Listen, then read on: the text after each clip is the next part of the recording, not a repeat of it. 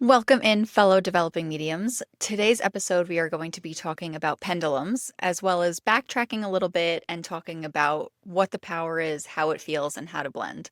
Let's get into it. This is Caitlin Kennedy, host of the Developing Medium podcast, a podcast dedicated to learning about yourself, spirit, and ways to connect with the other side. I'll give you helpful tips and tricks to make you feel more confident in yourself and your abilities, while also sharing my journey of mediumship.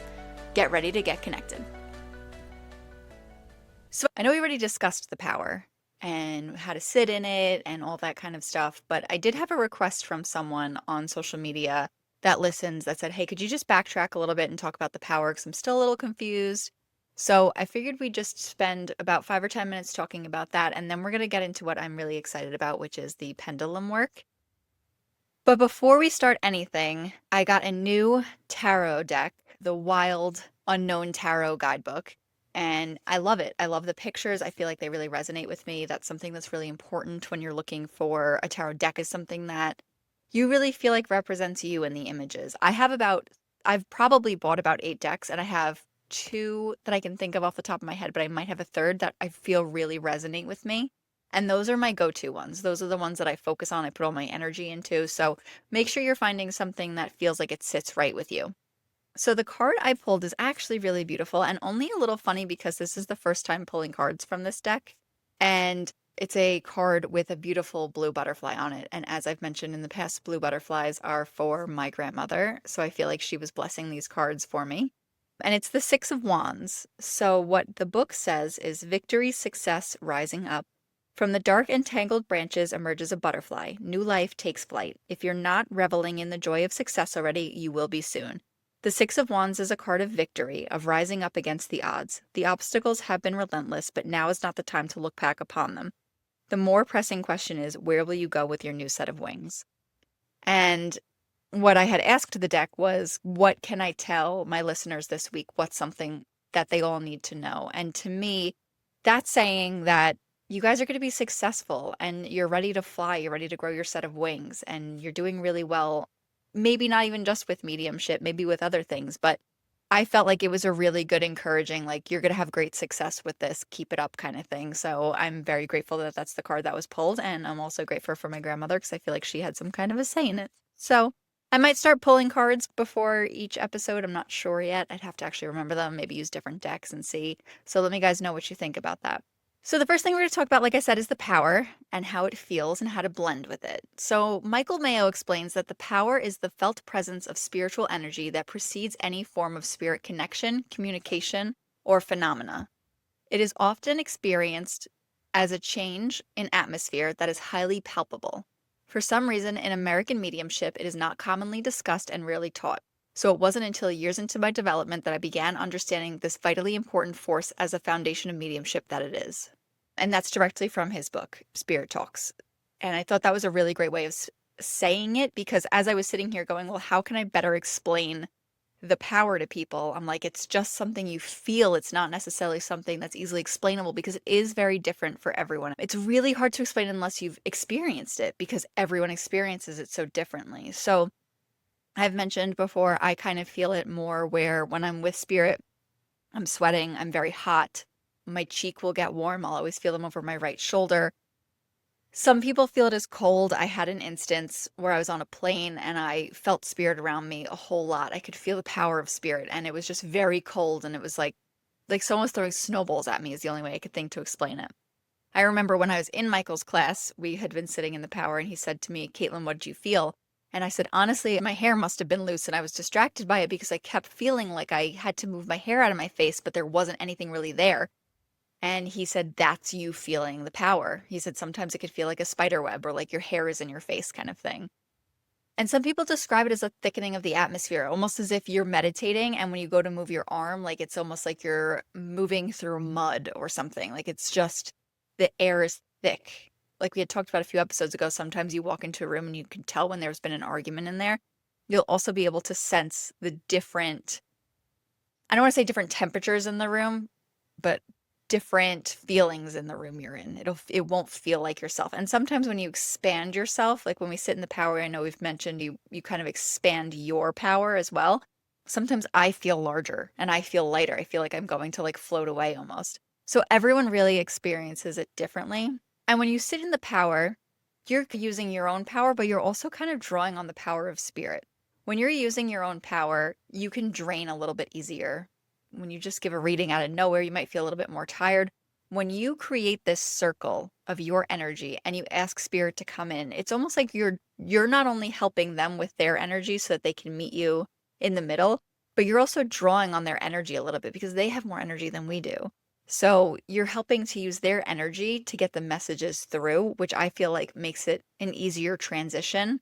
I really wish I sat on this for like an hour the other day and I was meditating on it, and I really wish there was a better way to explain it, but it's almost like I try and think of like electricity. You have to go to like the big power box to be able to get that electricity out. Sitting in the power is kind of like electricity, like you're creating more electricity so that it can go to all those different wires and in those different spaces and light up all the rooms. You have that one central source of power, and then you could turn a light bulb on.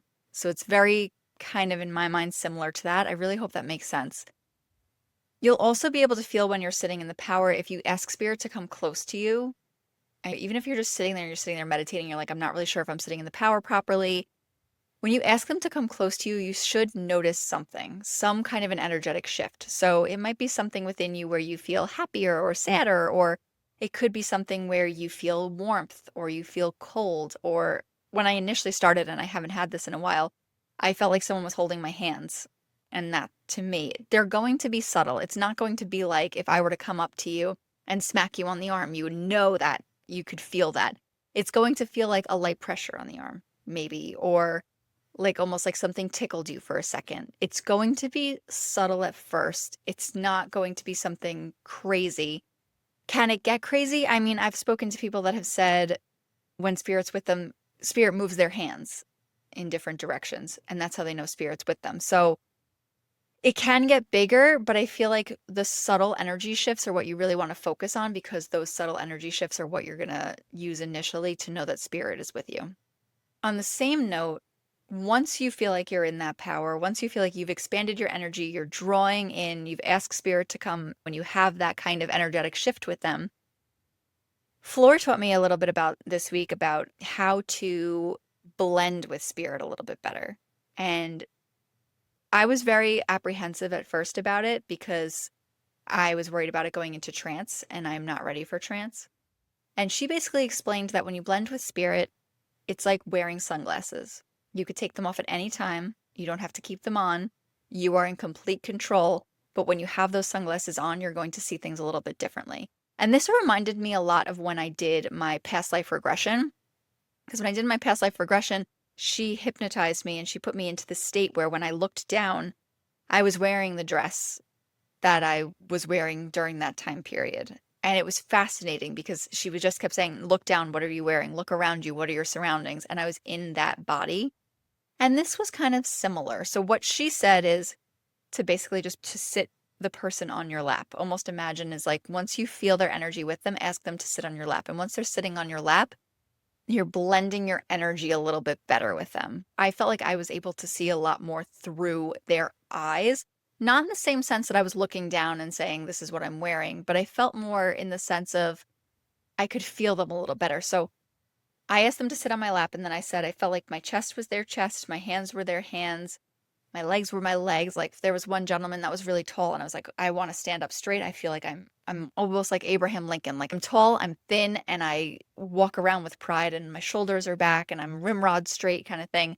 And then the next person was a little bit older, and she was a little more hunched, and I've just like felt myself move forward in the seat. So it was a very physical thing, but I could feel the emotions a lot better, and I could feel the warmth. Whereas even though I'm sweating, because I normally sweat when spirit comes, it wasn't like it was just warmth on my cheek and then I was sweating. I felt like it was this warmth through my whole body, like spirit and I were one. And it was a very cool experience.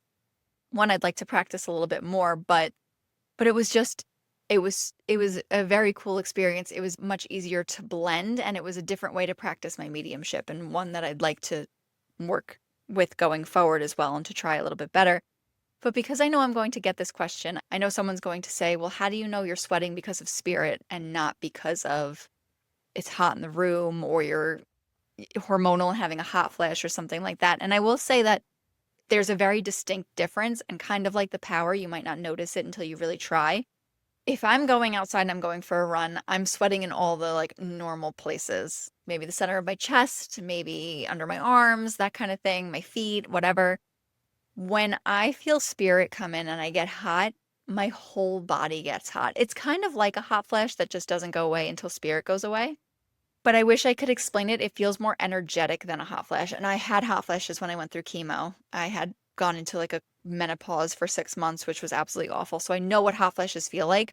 And when I got a hot flash, or when I used to get a hot flash, it felt like my head was hot and it was trickling down my body. And I just was so warm. And I just wanted to like rip my clothes off. And this to me doesn't make me feel like I want to rip my clothes off. It's not an uncomfortable warm, even though I'm sweating.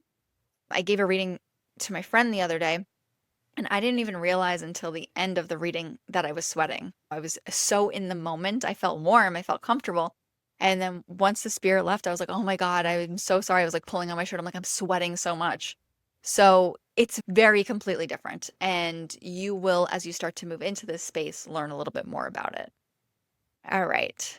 I hope that helped. I hope that really, if it didn't, please let me know. I'm happy to work with you guys one-on-one or try and explain it even better. A lot of this stuff is hard. It's like acupuncture. Like it's hard to explain because a lot of it's energetic and you can't really explain how to feel energy. You could just do the best that you possibly can. So I'm really excited about a pendulum. This was also something that Floor taught me. I'm not going to go into what she taught me exactly on this because I feel like hers was very specific to her and I want to get her permission before we talk about that. But I am going to talk about all the research I did after I learned about it. And my pendulum is super cute. It's got amethyst in it. It is plastic. I'm pretty sure it's plastic. Maybe, yeah. But most pendulums are made from crystal, wood, glass, or metal. Mine was $7 on Amazon, and I feel like it works absolutely amazingly. So I wouldn't go out spending millions if you want to. If you want to get one like full crystal pendulum or something like that to use, absolutely. Like have at it. But I think that you could go cheap with this because it's all about the energy you're putting into it. So just keep that in mind as well. And again, wood to me doesn't really hold energy as well as like crystal, like glass kind of thing. So I don't know that you necessarily need something that like holds your energy. So a pendulum works by subtle movements of your subconscious mind or energetic fields, which causes it to swing in certain directions. People like to use it as a bridge between the conscious and subconscious, or between themselves and spirit guides. Many people see pendulum work as a way of amplifying their inner intuition rather than predicting the future, because it's like a mirror that reflects what your deeper self or your guides already know. So the great way it was explained to me is we all hold subconscious thoughts that we might not know or understand. One of mine was, it's safe to be a medium. I've always wanted to be a medium, as you guys have known. And I always thought to myself, I'm a medium. It's safe to be a medium. It's fine to be a medium. But in working with the pendulum, I discovered that I didn't subconsciously think that it was safe to be a medium. And that was one of the things that was holding my energy back. One of the things that was holding my readings back. One of the things I was getting blockages with. So when I started working with the pendulum, I was able to see for myself that my subconscious was ruining things for my conscious mind. And we see this a lot with people like money. I personally had the belief, and this I knew about, that money can be evil because you see all the people with money and a lot of times they're scam artists or they're doing something wrong. They're not good people. They're people that get mad at people with money. So I always thought if you had money, you were evil, you were a bad person. So while I make money and I make decent money, it always seemed like a struggle to me. And it's always something I've fought with. I've always hated taking money from people. It's just always been something in my life that I'm like, ugh, money. I don't love it. And so I worked with the pendulum knowing how that was going to turn out. And it told me exactly what I thought, which is that I had an issue with money. And from there, I'm now able to say, this is a blockage I have. I have to start working on it. And a lot of people use pendulums in manifestation too, because again, if your subconscious thinks you can't have something, I can't be rich, I can't be the best medium in the entire world, I can't be a singer, I can't get the job I really want, I can't be a parent because I'll be bad at it. Those things can also be holding you back. So it's good to know because then when you're manifesting, it's not going to be able to work unless you get your subconscious on board. So how a pendulum works. So I'm going to use this as an example first of like how to do inner work, and then we'll talk about how else you can use it. So one of the ways that I do it is I hold it between my fingers and you want to create a circle with it. So you want to have your hand underneath the pendulum as it's dangling. And you want to say something that you know to be true for a fact. So the first thing, actually, before we even start that, one of the things you could do is see how hard it is to move the pendulum, make it swing back and forth, etc. You really have to shake your own hand to get it swinging in a way like you would notice someone swinging it. It doesn't just swing on its own. It's complicated like that. So you make a circle. So my left hand is currently under the pendulum. My right hand is holding the pendulum up. From there, I'm going to say something that I know to be true to see what my pendulum does. So I'm going to say, my name is Caitlin. And as I say my name is Caitlin, I'm going to bring my energy to the pendulum and it's going to start swinging in circles. And it's going to start swinging pretty wildly in circles. And then I'm going to say, my name is Amanda, because obviously my name is not Amanda, and my pendulum has stopped swinging. So the best way to do this is say something you know to be true. You could say your age, your name, your career, and then say something that's untrue and see what happens. So mine goes in a circle when it's true, and mine stays straight when I'm lying. Some people's might go left to right, back and forth.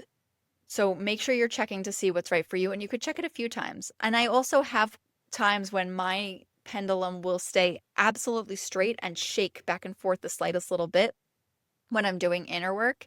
And to me, that's its way of saying either I don't know or what I believe subconsciously and what I believe consciously are trying to fight each other. And it's almost like my pendulum's trying to change directions. It's trying to swing, but it's unable to at that time. So it's something that I need to work on. So from there, you want to ask questions for yourself, and you always want to phrase them positively because your mind always wants positive reinforcement. So one of the things I'm going to say right now is I am a medium, and I'm going to wait and see what it does. And so now my pendulum is swinging in a circle, and I know that I am a medium. I mean, and that's something that's really hard to say because for a while I didn't really believe myself when I was starting this. So the fact that it's swinging and it's swinging so much shows me that I do believe that I am a medium. And one of the things I also want to mention is this is going to give you the answers of your subconscious. So it's what you think. You can't, I don't want to say you can't use it to predict the future, but if I were to say, I'm going to win $1 million, and I subconsciously believe that I'm going to win $1 million, it's going to spin in a circle. But it doesn't necessarily mean I'm going to win that $1 million. It's just that I believe I'm going to win that $1 million. So it doesn't necessarily tell us the future. It tells us what we believe the future holds.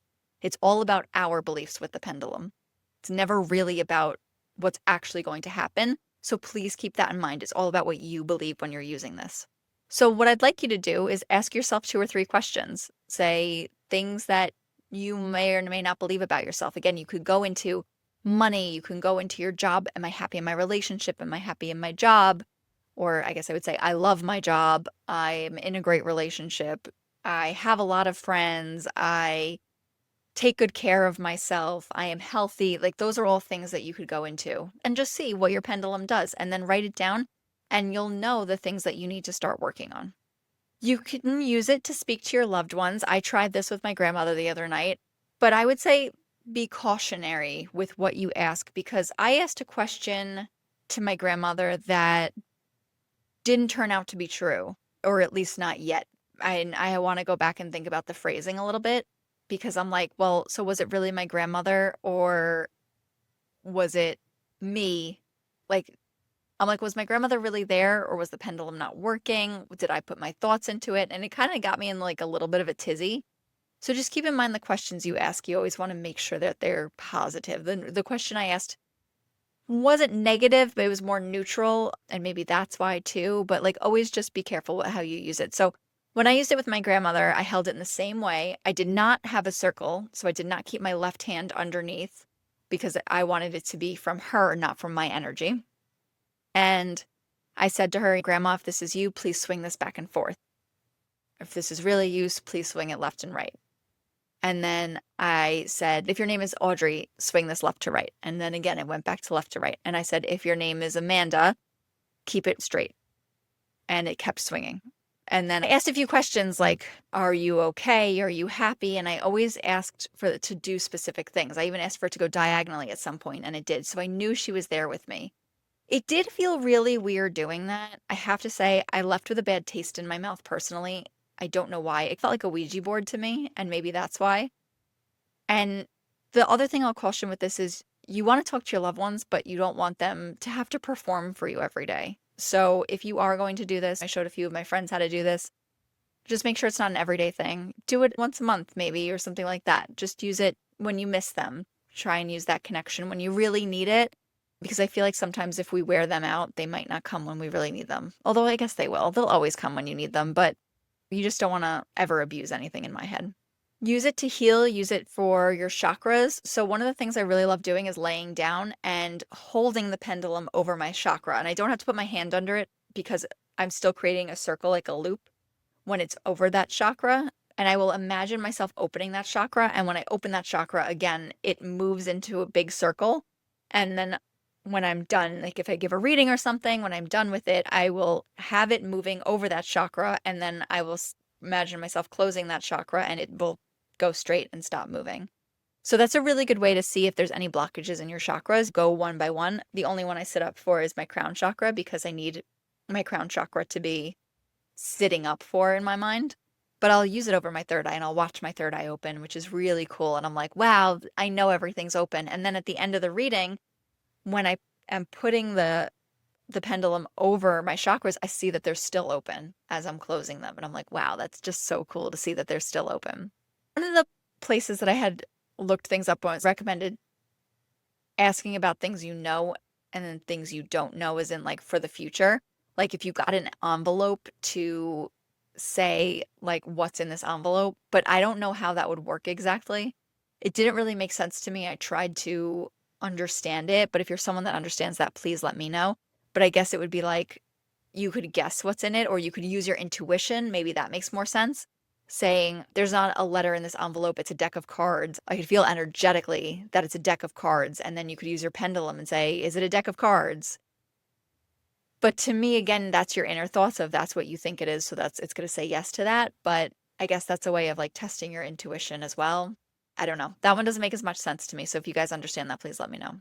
Make sure you're asking yes or no questions when you are asking questions. So you can say like, am I 36 years old, and see which way it goes, which it would mean no, because I'm not 36 years old. And then you could say, am I 35 years old, and see which way it goes for yes. Or you could just do like I did and keep things positive and make statements and see how your body feels about them. Sorry, guys, our fire department sirens are going off right now, and we had a member pass, a 97-year-old member. And when they go off at this time, it's so sad. That means that they have gone past the firehouse for the last time. It always makes me very emotional, and I could hear it from my office, so it just made me pause for a second. It's actually a really beautiful thing that we do. It's a very nice tradition. They have a whole saying that they say, the person has answered the last alarm. It's very sweet, but makes me very emotional. So as those go off and I attempt to not cry, let's get back to pendulum charts. So one of the things the pendulum charts say, you could use it like a Ouija board. So like you could either get an actual Ouija board out or maybe something with just like letters and numbers, and you can ask questions and dangle it over. And again, so if you were to say, maybe I'm talking to my grandmother, I could say, what is spirit, what is your name? I would dangle it over the letters, and the letters that either started, if I was moving it, they would stop moving, or if it wasn't moving, it would start moving, and that would be the way that you would start to spell a word out. With that, you might have to feel which direction your hand is going in, or you might have to take the letters and unscramble them because there's really no way of knowing the order. Again, I haven't done that, so I'm not really 100% certain on it, but I wanted to give you guys that. And they also can be used on the map in the same way. I just always think of Charmed when they were looking at like certain things, they'd swing it and then it would just fall onto the map when it needed to fall onto the map. And that would be where the person is, or where they needed to get a spell from or whatever. But it's the same kind of thought. So you just hang it over the map and into different directions. And then at some point it'll start swinging. I would say you're going to want to have it set to a certain area. Like I'm on Long Island, maybe I would say in Nassau County, Long Island, try that first and then move to Suffolk if I needed to, like small spaces at a time. But you'll start to notice where things are going. Some things that might prevent it from working properly is if you're tired, agitated, emotional, or feeling off, it might not work properly. If you're not relaxed enough or feeling negative, it also won't work properly. They also said being close to electrical equipment or equipment with high frequencies could affect your pendulum. I haven't found that, but I'm not like living in the center of like towers and things like that. But I am with two computer screens here, a microphone, a cell phone, lights, and everything else. And my pendulum just worked great when I used it. So I wouldn't worry too much about that.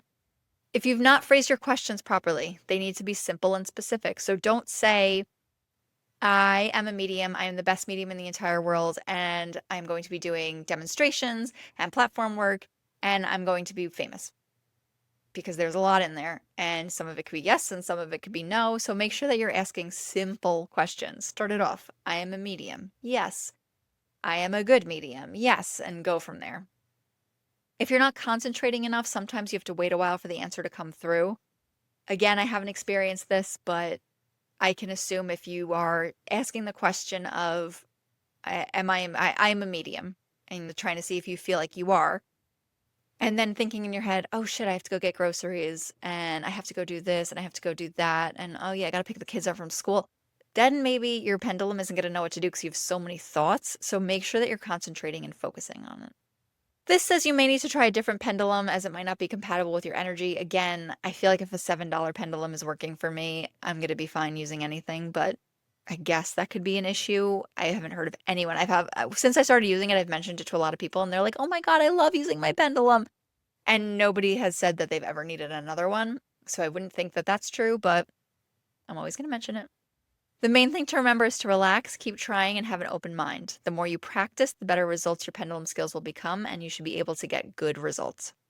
So, one of the ways you could do this, and this kind of goes with the manifesting, think about what you're wanting to bring into your life, and then ask the pendulum whether you're currently in an energetic space to make that happen. And when it does get into that yes motion, then you want to think joyfully and optimistically about the changes you want to create, start manifesting that in your head. And then if it says no, start to do some inner work on yourself and maybe start journaling a little bit. Maybe say to the pendulum, like, this will happen if I change this, and see if it says yes or no. The last thing I want to mention is how to use them with cards. With cards, what you want to do is lay all the cards out. Lay them out in front of you. And again, just like we talked about with the map, move your pendulum over the cards. And when it starts to really vibrate, that's the card that you know that you're supposed to pick for the day. I personally find it easier to just use cards normally and not use your pendulum for it, but just because the pendulum's so cool and it's a way to do it, if you wanted to, you absolutely could. I hope that helped you guys. I hope that was easy. I am going to work really, really hard on getting this video specifically uploaded onto YouTube pretty quickly so that you could see, even though I didn't really give a huge tutorial on it, how to do it and see what I was doing. And hopefully I'll get on Instagram this week and give you guys a little presentation of it as well. I'm still trying to figure out the videos. I'm just not technologically savvy and they only last a minute and something like this needs a little bit more. So I'm just trying to figure that out. But anyway, I hope you guys have a wonderful week. As always, like and share this so that we can move up on the algorithm. And I will see you guys next week.